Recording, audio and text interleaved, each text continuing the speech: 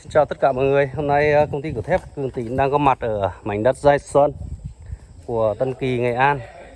Những công trình này thì bên công ty cửa thép mình đã hoàn thiện bàn giao cho khách hàng tất cả hàng mục về cửa và giống như hệ trần này và tấm mái tôn nha mọi người nhé. Anh chị em nào có nhu cầu làm cửa ngõ mọi thứ về nội thất thì mọi người liên hệ inbox nha. Đây là nhà của bác Tuấn này. Đây là những cái bộ cửa mặt tiền phía trước. Còn đây góc mặt tiền view rất là đẹp và rộng luôn.